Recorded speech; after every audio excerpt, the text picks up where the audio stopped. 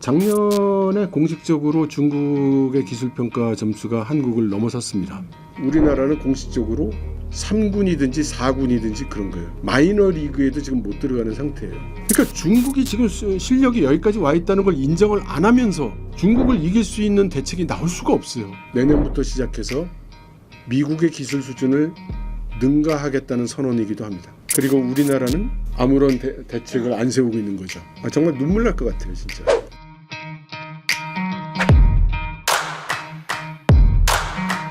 방금 박사님도 중국 이제 인재들이 이런 어떤 AI나 이런 쪽에 집중하고 있는 얘기를 해주셨는데 KBS에서 최근 이제 제작한 인재 전쟁도 좀 이런 내용이더라고요. 혹시 보셨는지 궁금합니다. 사실 한 5분 정도 분량만 중간에 봐가지고요. 네. 근데 뭐 어떤 내용인지 짐작은 갑니다. 그렇죠. 뭐 저도 대략 의대 열풍이고 우리나라는 반면에 공대에 집중하는 어떤 중국 얘기로 이제 줄거리만 좀 파악하고 있는데 이런 상황을 조금 중국 상황 어떻게 보고 계신지 궁금해요. 그래서 우리나라 상황과 중국 상황이 이제 크게 다른 점이 있습니다. 우리나라에서는 의사가 되면 뭐 최소 연봉 몇 억 정도는 올린다 뭐 이렇게 하기 때문에 게다가 의사라는 직업이 좋은 게 내 책상 앞에 오는 사람은 다 나한테 죽는 소리 하는 사람들이에요. 그래서 거의 뭐 하나님처럼 이렇게 뭐 지시하고 뭐 이럴 수 있잖아요. 그래서 업무의 스트레스가 안으로는 있지만 바깥으로는 없습니다. 근데 중국의 경우는 그거 정반대예요. 중국에 요즘 들어서 의사가 그래도 좀 사람 대접받고 급여도 조금 받는 편이에요.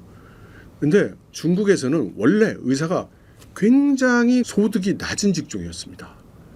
이게 점점 이제 경제가 발전되면서 점점 좋아지고 있지만 우리가 외국인으로서 중국을 가서 보는 베이징이나 상하이의 삐까번쩍한 병원에 가면 막 그 최첨단 설비가 있고 의사들도 막 벤츠 타고 다니고 그렇지만 그건 일부고요. 그냥 2선 도시, 3선 도시 이런 데 가면은 좀 많이 떨어집니다. 그래서 의사가 부와 명예를 가져다 주는 그런 직업이 아니에요. 그러면 엔지니어가 되면은 그렇게 되느냐? 아닙니다. 그것도 성공해야 되지만 그러나 얘기가 좀 다르죠. 아까 말씀드렸듯이 오성홍기가 휘날릴 때 중국의 젊은이는 그걸 보면 가슴이 끓잖아요. 네, 근데 그게 가슴이 끓는 대상이 기술이지 의사는 아닌 거예요. 그리고 지금 중국 정부에서 지금 크게 두 가지 이슈가 있는데 당연히 미국과의 기술 경쟁이 있고 또 내부적인 원인으로 인해서 소위 신질 생산력이라는 그 정책을 시진핑 주석이 지금 열심히 밀고 있는데 이 신질 생산력이라는 정책 자체가 기술을 하이테크를 이용해서 비즈니스 모델 자체를 아예 없는 비즈니스 모델을 새로 만들거나 기존의 비즈니스 모델을 완전히 뒤바꾸는 이제 그런 일을 해야 된다고 이야기를 하는 거거든요. 그러려면 기술이 있어야 돼요. 그리고 중국에서는 정부, 공산당이 밀어주는 사업만큼 확실한 아이템이 없습니다. 그러니까 과학기술을 해서 이거를 개발을 하면 안 되면 조국과 민족을 위해 이바지하는 거고 잘 되면 부와 명성을 한 손에 얻게 되는 거죠. 거기다가 정부에서도 계속 이공계를 증설을 해서 지금 좀 그 변경은 있을 수 있겠습니다만 반도체 학과만 지금 1년에 70만 명 정도가 나와요. 졸업생이. 그런 이공계 전체라면 1년에 650만 정도가 나오거든요. 그러면 사회 곳곳에 엔지니어들이 마구 가는 거죠.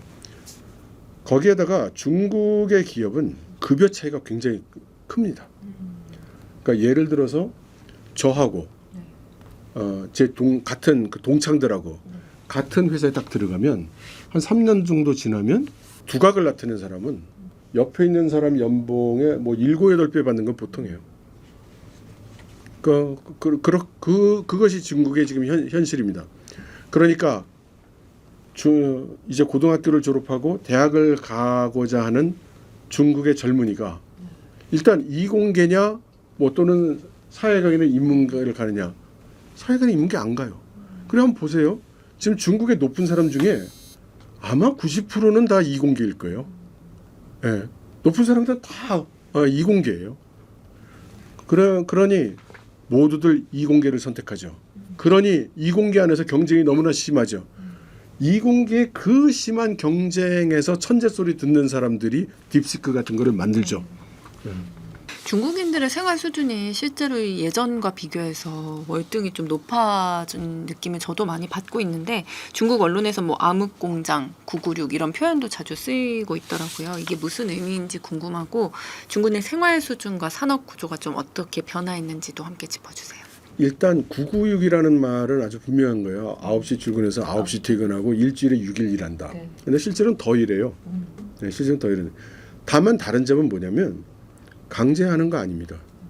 근데 지금 워낙에 잡을 구하기 힘들고 그다음 아까 말씀드렸듯이 경쟁이 심한데 이긴다면 엄청난 네. 그 결과를 얻을 수 있으니까 자의반 타의반 이제 그렇게 오래 근무를 하게 됩니다. 제가 아는 암흑공장에는 뭐냐면 말씀드린 불 꺼진 공장이에요. 이 불 꺼진 공장이라는 게 무슨 말이냐면 로봇과 자동화 설비로 돌아가기 때문에 사람이 거의 필요 없고 그래서 24시간 돌릴 수 있고 그러니까 조명도 필요 없다. 다 기계만 있으니까. 그래서 어두컴컴한 공장이 혼자 쿵쾅쿵쾅 돌아간다. 이제 그런 뜻으로 이제 사용을 하고 있는 거죠. 중국의 청년 실업률이 좀 심각한데 네. 그러다 보니까 전업 자녀라는 이제 신조어도 예. 나왔더라고요. 예. 보니까 좀 캥거루하고는 살짝 다른 느낌인 것 같은데 비슷하다고 봐도 될까요? 어떤가요? 일단 결과는 같고 원인은 다르고 이렇게 볼 수 있을 것 같습니다. 그러니까 중국의 젊은이들이 뭐 예를 들어 히키코모리처럼 네. 나는 바깥에 나가기가 싫어 집에만 있을래 이래서 있는 건 아니에요. 생각해 보세요. 중국의 젊은이는 지금이야 풀어줬지만 일가구 일자녀 체제에서 큰 애들이잖아요. 그래서 나만 바라보고 있는 부모가 두 사람이 있어요. 그리고 나만 바라본 할아버지 할머니가 네 사람이 있어요. 그 6사람이 온 인생을 희생해서 나를 키워줬어요. 그래서 어렵다는 대학을 가고 어려운 이공계를 갔는데 취직이 안 돼요. 근데 이게 자기 잘못이 아니거든요. 직장이 없어요. 그런데 내가 취직을 못한다는 건 우리 집안 모두의 미래가 이제 사라지는 거예요. 그러니까 뭐 자살하는 애들도 많아요. 그러니까 부모는 너무 압박을 할 수도 없어요. 아이를. 그럼 이 친구가 그러면 어떻게 되냐?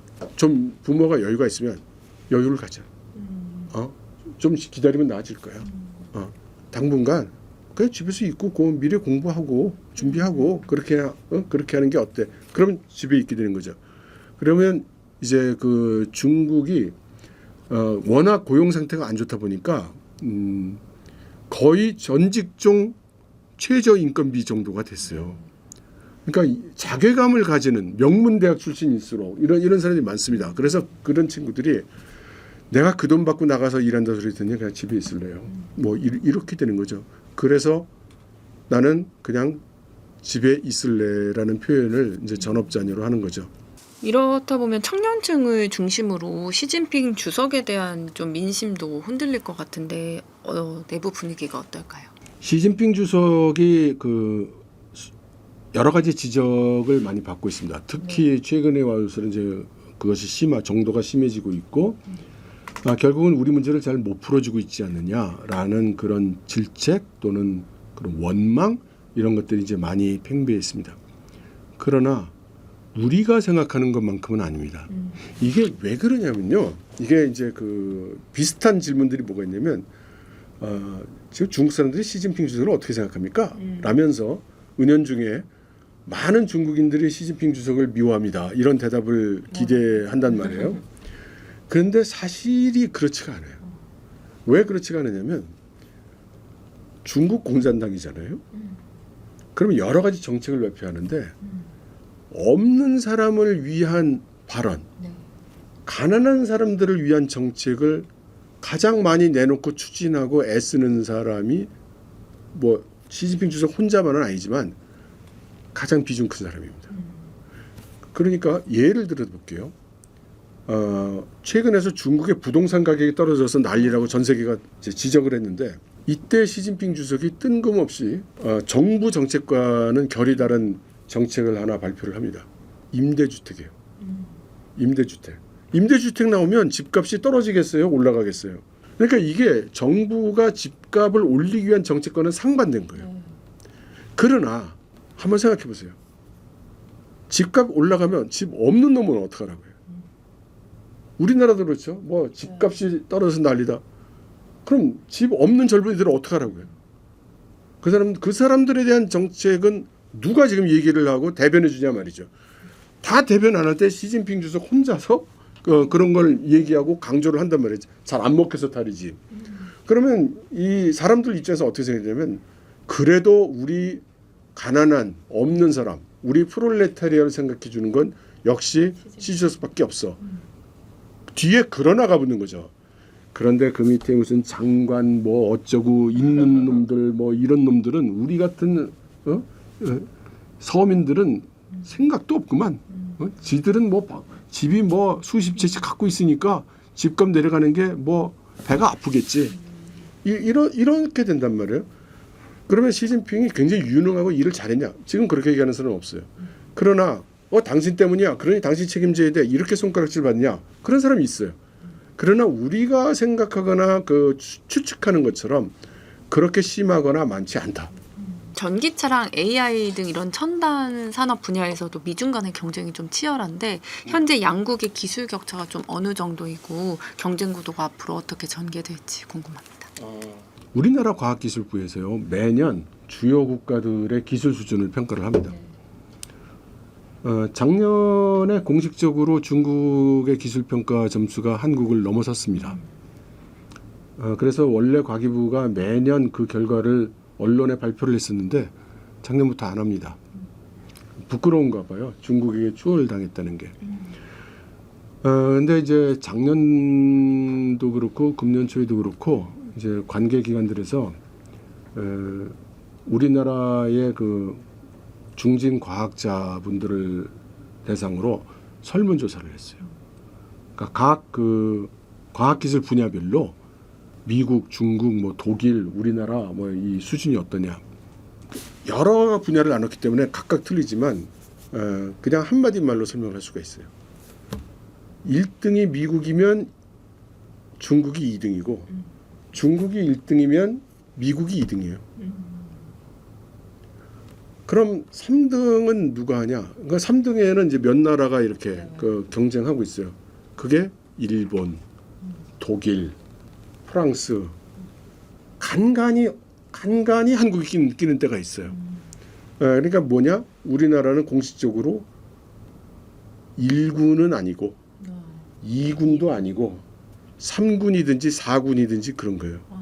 마이너 리그에도 지금 못 들어가는 상태예요.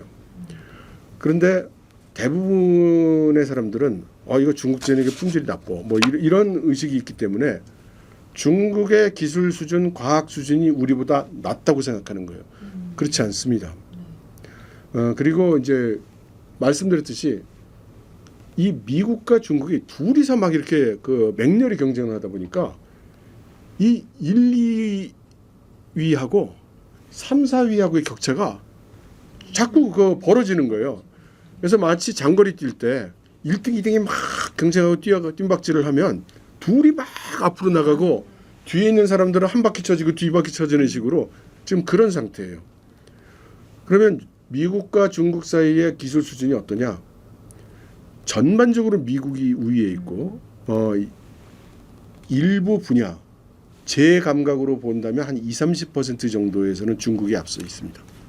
테슬라가 좀 중국 시장 공략에 조금 힘을 쓰고 있는데 이미 뭐 비아디나 샤오디 이렇게 중국 브랜드가 그 자국 시장을 좀 점령한 상황이잖아요. 테슬라의 중국 내 경쟁력이 여전히 좀 유효하다고 보시는지 궁금합니다. 테슬라는 매우 존경받는 기업이고요. 또 중국 내에서 정말로 존경을 받습니다. 테슬라에 대응하는 중국 전기 자동차들은 테슬라보다 훌륭하다기보다는 테슬라를 넘어서기 위해서 그 테슬라의 경쟁에 이기기 위해서 가능한 모든 방법을 동원하고 있고 특히 이제 가성비 네. 위주로 공략을 하고 그다음 그 고성능 쪽에서는 우리 그 국뽕 마케팅에 그 의지를 해서 이겨가고 있지만 객관적으로 볼 때 아직 테슬라 수준을 넘기는 좀 어렵습니다. 경제 상황이 어렵다고 해도 중국은 최근에 뭐 AI 등 첨단 기술 분야에서 계속 굵직한 성과를 좀 내고 있잖아요. 중국의 이런 기술 경쟁력이 좀 국가의 지원 때문일까요? 어디에서 비롯됐을까요? 국가의 지원은 거의 절대적 영향을 주지만 그러면 지금 국가의 지원이 있기 때문에 그런 결과가 있느냐는 거는 쉽게 그렇다고 끄떡일 수가 없습니다. 그럼 우리나라는 전 세계 국가 중에서 GDP 대비 가장 큰 과학기술 국가 예산을 투입하는 나라예요. 우리나라와 이스라엘이 거의 뭐 독보적입니다. 그러면 우리나라도 그만큼 나와야 되지 않겠어요? 그러나 안 나오잖아요. 그러니까 정부가 의지가 있고 지원한다는 것만으로 되는 건 아니다. 그러면 무엇이 차이가 있을까? 아까 말씀드린 대로 중국은 일단 수가 많잖아요. 그럼 예를 들어 그 아이템이 뭐가 됐든지 간에 진짜 마이크를 하나 만든다. 우리나라에서 마이크 만드는 회사가 5개 있다면 중국에서 마이크 만드는 회사가 500개가 있단 말이에요. 그럼 중국 내부의 경쟁. 우리나라에서는 5개의 업체가 있는데 그 중에 하나가 대기업이야. 그럼 4기업 죽어. 이게 아주 쉽게 결정이 되죠. 그러나 중국은 안 그래요. 500개 업체가 경쟁하면 일단 힘없고 기술력 모자르고 이런 업체가 한 450개 도산하고 그러면 나머지 50개 업체가 죽느냐 사느냐 경쟁을 해서 한 5개 나오면 적어도 상당한 수준에 있는 거고 가격 경쟁도 상당한 수준에 있는 거고 서비스도 상당한 수준에 있는 겁니다. 그래서 시장 거의 격심한 시장 경쟁이라는 수단을 통해서 승리한 기업들이기 때문에 대외적으로 경쟁력이 상대적으로 강하다. 이렇게 얘기하겠습니다. 중국의 이런 거침없는 성장은 사실 우리 기업들에게도 좀 위협적일 수밖에 없는데 우리나라 기업들이 어떤 전략을 좀 가져야 할까요? 똑같은 얘기죠. 우리나라 기업들이 전략을 세울 시기는 지났죠. 그 질문은 10년이나 20년 전에 했어야 되는 질문이고 이제 쌀이 밥이 되고 있는데 우리가 어떻게 하면 중국을 이길 수 있을까라는 건 제가 볼 땐 매우 공허한 질문입니다. 저는 이렇게 말씀드리고 싶어요. 문제를 해결하는 첫 번째 스텝은 문제를 문제로 인정하는 겁니다. 그러니까 중국이 지금 실력이 여기까지 와 있다는 걸 인정을 안 하면서 중국을 이길 수 있는 대책이 나올 수가 없어요.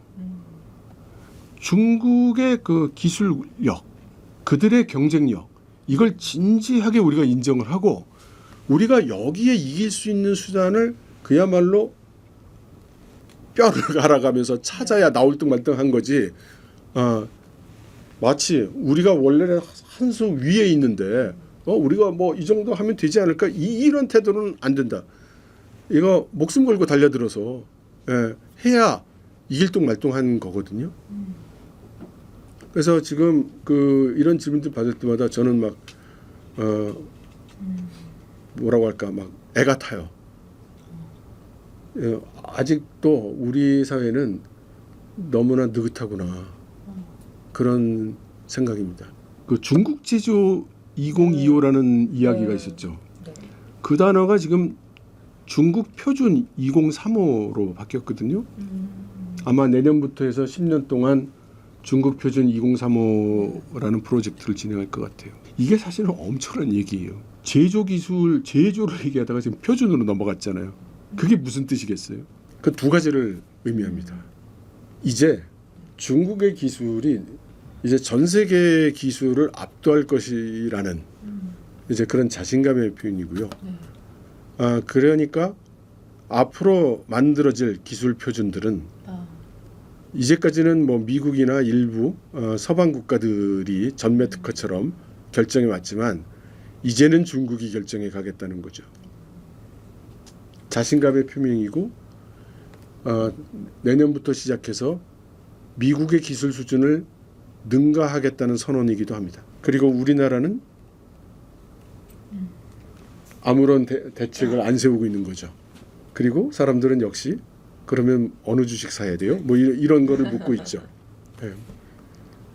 정말 눈물 날 것 같아요, 진짜. 중국의 현재 목표가 미국 견제가 아니라 대만과의 통일이다 이런 분석도 일각에서 나오고 있는데 2027년 대만 침공설이 여전히 좀 유효하다고 봐야 되는지 궁금합니다. 네, 그 설을 퍼뜨린 사람 중에 하나가 저죠. 네, 제가 그렇게 주장을 해왔습니다. 네. 그러면 지금도 그 유효하다고 보는 건 네, 그렇게 보고 있습니다. 그리고 여러 가지 신호가 2030년 이내에 발생할 가능성이 충분히 크다. 이렇게 보고요.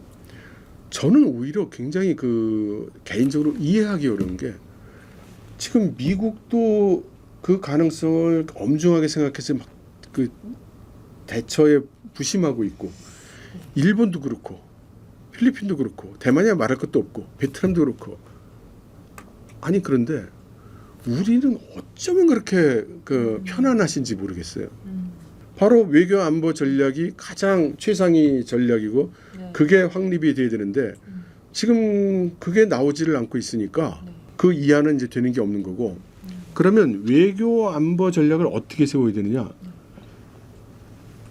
그건 저로서는 접근할 수 없는 정보를 당국자들은 많이 가지고 계실 테니 최대한 신속하게 그 전략을 세우고 그리고 많은 기업과 국민들에게 불확실성을 이제 없애 주셔야 되겠죠.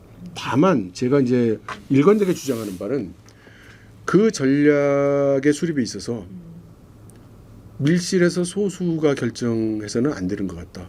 이것은 너무나 큰 영향을 주는 것이고 그래서 우리 공동체, 국가 공동체의 컨센서스를 이루어야 되는 그런 일이라고 생각합니다. 마지막으로 8월 14일에 박사님께서 출간하는 책이 있다고 들었습니다. 어떤 책인지 소개 부탁드립니다.